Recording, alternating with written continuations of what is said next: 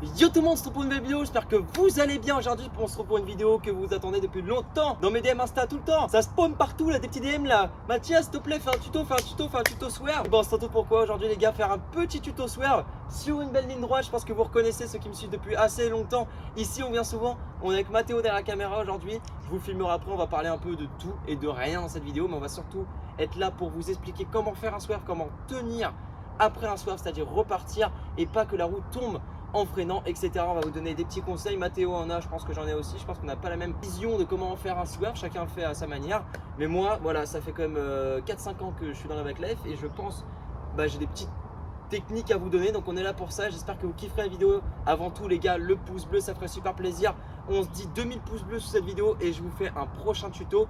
Je sais pas ce qu'on pourra faire, mais écoutez, il y en a tellement des tutos à faire. Ça fait super plaisir. Je vous ferai une playlist sur YouTube de tous les tutos que j'ai déjà fait.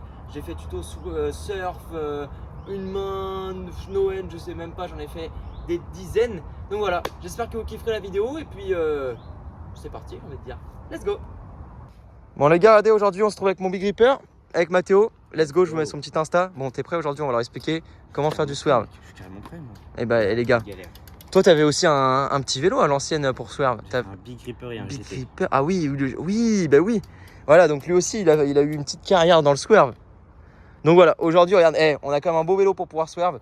Là, c'est carré. Tiens, je te laisse le tenir. Je vais le représenter encore une fois, les gars. Regardez.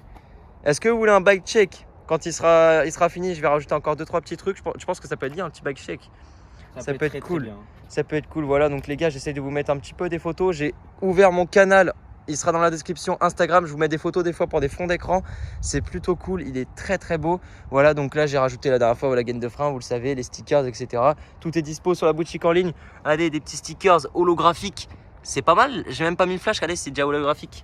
La gaine de frein, les wishlards, il y a tout. Mec, il y a tout. Il y a tout. Cherchez pas. Donc voilà. Le petit t-shirt. Le petit t-shirt. T-shirt, regarde, il est toujours dispo celui-là. Celui de la collection l'année dernière. Voilà, Backlife, c'est carré. C'est OP. Merci beaucoup. Bon, on va faire ça en plusieurs étapes les gars. On va vous dire comment arriver, c'est-à-dire quelle vitesse, comment être placé sur le vélo. Parce que c'est vrai que si vous êtes trop sur l'avant du vélo ou trop sur l'arrière, ça il va y avoir un petit problème. Est-ce qu'on peut swerve en frein patin? Souvent on me demande dans mes DM, est-ce qu'on peut swerve en frein patin? Est-ce qu'il faut avoir frein à disque obligatoirement? Tout ça on va y répondre dans la vidéo. Donc n'hésitez pas à rester vraiment jusqu'à la fin les gars si vous voulez le plus d'infos possible. N'hésitez pas à mettre des petites pauses pour revoir la vidéo, apprendre et à même regarder la vidéo quand vous êtes dehors, quand vous vous entraînez. Entraînez-vous sur un petit truc au début, pas un gros truc, pas une barrière qui peut vous retomber dessus si vous ratez, etc. Voilà, et vraiment mettez le casque les gars parce que ça peut partir très vite que vous partiez en arrière. Si votre frein ne marche pas ou quoi, si vous avez un vélo, même le mien, même les gars, mon vélo, des fois j'ai pas trop confiance au frein. Donc voilà, mettez le casque pour les swerves, c'est très important. Et j'ai envie de dire let's go. C'est parti, conseil numéro 1 les gars, let's go. Alors, du coup, petit conseil numéro 1 les gars, déjà il faut avoir un frein, le plus important. Pourquoi un frein? Parce que vous êtes en roue déjà, donc bon, il y en a, il est sans frein, etc. Mais pour un swerve, tu es obligé, puisqu'en fait, le frein va te servir à pouvoir maintenir ton wheeling par la suite. Si tu freines, le vélo va repartir en arrière, en sachant que quand tu fais un swerve, je vous mets un ralenti sur la caméra.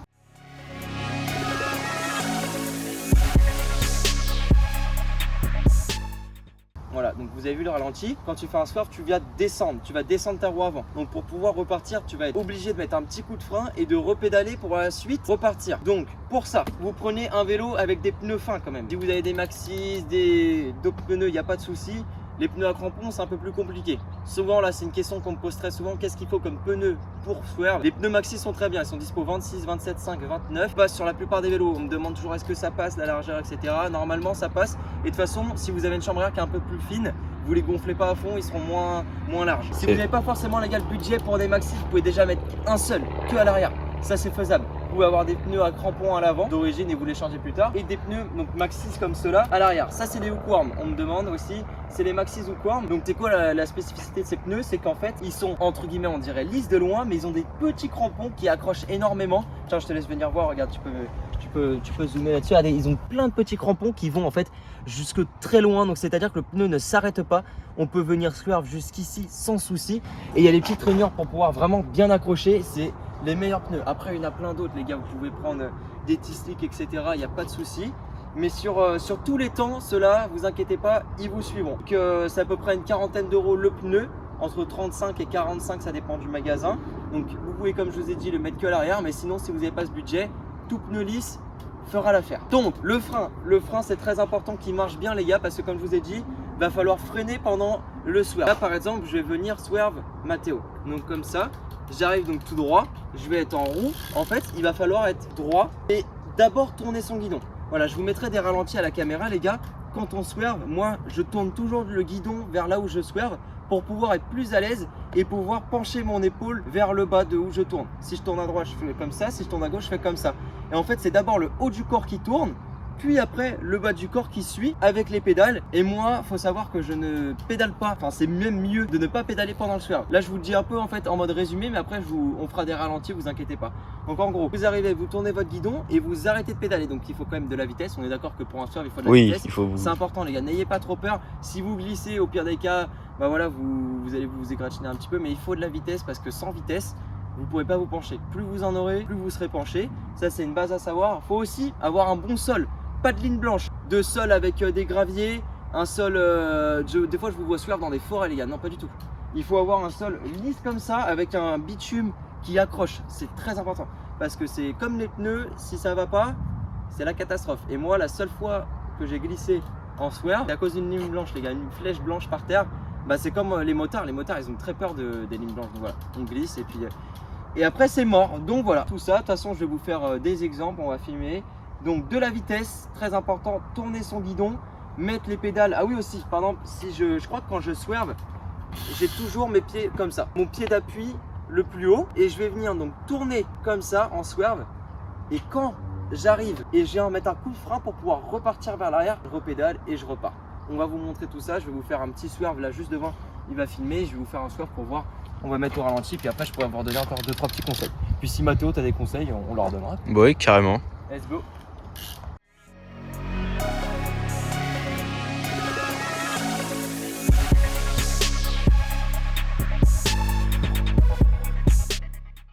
Bon, là je vous ai fait un swerve. Je vais vous mettre un maximum de ralenti avec peut-être des écritures sur l'image et tout pour que vous compreniez bien. Analyse. Là j'avais de la vitesse les gars, je suis venu pencher. Et en fait en penchant, j'ai réfléchi que c'est vrai que quand tu fais un swerve, tu as un peu la position de quand tu fais un circle en fait. Tu te penches. Et je pense que ça peut être une bonne idée de vous entraîner si vous arrivez à faire des circles, de pencher le maximum pour pouvoir en fait savoir gérer son vélo quand il est penché. Sur le côté, ouais, sur le côté, parce qu'en fait sur le côté le poids n'est pas du tout pareil. C'est pas la même chose que si vous êtes tout droit, parce que déjà vous êtes plus penché, donc le poids il est plus vers l'arrière, faut pas trop partir en arrière, etc. Donc c'est vrai que c'est un peu plus compliqué. Donc sur ça, n'hésitez pas à faire des circles pour vous entraîner. Et de toute façon les gars, c'est comme tous les tutos, ça ne viendra pas au premier essai. Donc il faut s'entraîner. Faut comprendre, il faut pas avoir peur. N'hésitez pas à mettre un petit truc par terre, un petit plot, des bonnes canettes, etc. Vous essayez de vous en rapprocher le plus possible. Repère visuel. C'est ça, repère visuel, voilà. Parce que swerve dans le vide, des fois, c'est pas trop facile, mais moi j'aime bien, c'est vrai. Après, donc pour enchaîner, pour repartir, il faut donc avoir de la vitesse. Si vous n'en avez pas, là, c'est mort. Donc vous faites votre swerve et vous allez donc vous pencher. Et quand vous penchez, vous mettez un petit coup de frein et vous allez en fait repartir en arrière. Et là, il faut vous remettre droit. C'est-à-dire que le vélo était penché. Il faut venir vous remettre droit et reprendre votre wheeling. En fait, c'est comme si, en fait, faut vous entraîner. Voilà. Déjà, faites des petits virages au début. Faites des petits virages pour vous entraîner. Faites des petits trucs et de plus en plus, vous allez essayer de pencher. Et voilà. Et comme on peut le voir, je crois, je vais vous mettre le ralenti, les gars. Je ne pédalais pas pendant mon swerve. Je m'arrête de pédaler avant, donc j'ai de la vitesse. Et comme ça, en fait, je peux mieux avoir de l'appui sur mes pédales. Voilà, je prends plus sur mes pédales, je viens me pencher, etc.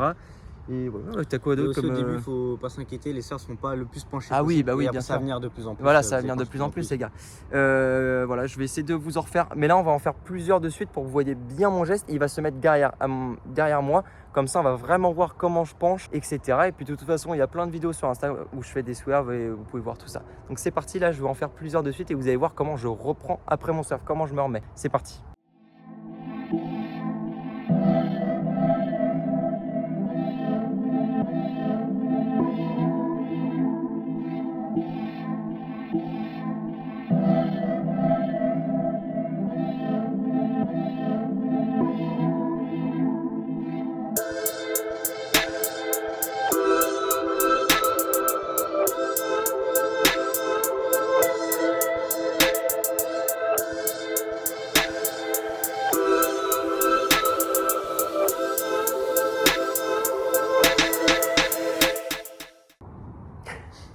Bon, là, j'avoue, je me suis un peu donné. Là.